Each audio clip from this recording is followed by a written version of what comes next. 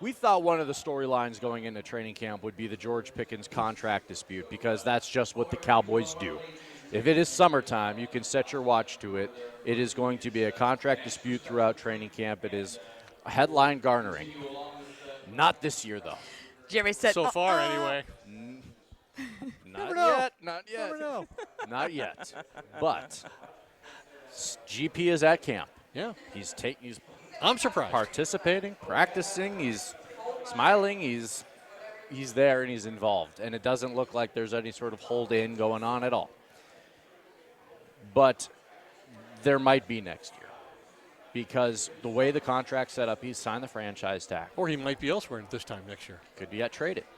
Or he could sign with somebody else. There's a lot of things that could happen between now and a year from now. Zay Flowers of the Baltimore Ravens. We didn't get to this on yesterday's show, but we should today. Zay Flowers has agreed to a deal with the Ravens. Was it 4 years, $140? $35 million average. So he's just above CeeDee Lamb's $34 million. Zay Flowers is getting $35 million a year, more than CeeDee Lamb. If you're George Pickens, you see that and you say, I'm better than Zay Flowers.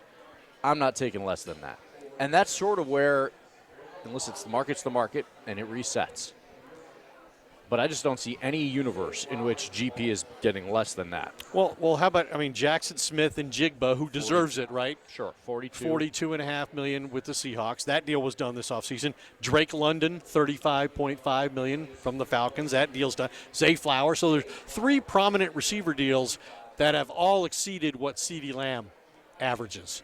And if you're George Pickens, and I got to say, I got to give him a lot of credit to this point because I did not foresee this happening this way, especially considering David Mulugeta is his agent. David Mulugeta represented Micah Parsons. David Mulugeta gets his guys paid. And I'm not sure he's ever had a player play on the franchise tag. There were 4 players franchise tagged this offseason, and Pickens is the only one playing on the tag. Everybody else got an extension and long-term financial security, and he didn't.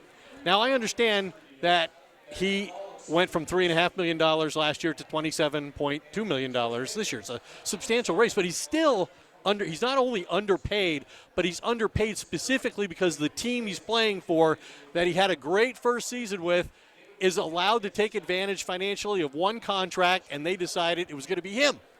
Now, is he going to tolerate that next year, too, if they franchise tag him again? Listen, I'm not used to giving Jerry Jones and the front office much credit. We have to give him credit for this. They made the trade. They got great value out of the trade. And then they had all the leverage. But you only get great value out of the trade. The guy's 24 years old, and he had this prolific season, the best of his career. They had all the leverage, though, when it came to the contract. But it's not enough to trade for a player like that and get one career year out of him, and your team goes 7-9-1. Yeah. That, to me, that's not maximizing the value of the trade. What should have transpired? Well, I think they should have signed him to a long-term deal, and they wouldn't have to pay him as much as they're going to have to pay him next year if they're able to pay him at all. He gets taken advantage of, and he listens to them talk about, we're going to sign Quinnen Williams, very soon here. He's our number one priority. How do you think Pickens feels about that? You look at Zay Flowers, that Ravens offense is not the same without him. You look at a JSN in Seattle, he is the guy. They have the guy in Dallas. Which one? Teams. Right. CD. Oh, CD. Oh, okay. No, that's fair. But I'm saying as far as a wide receiving core goes, as far as a big-time wide receiver contract, you're not seeing the Falcons paying 2 guys anywhere in that I saw ballpark. the Bengals pay 2 guys. I saw the Dolphins pay 2 guys. I saw the Eagles pay 2 guys. The Bengals took it on the chin for paying those 2 guys, though. That was part of it.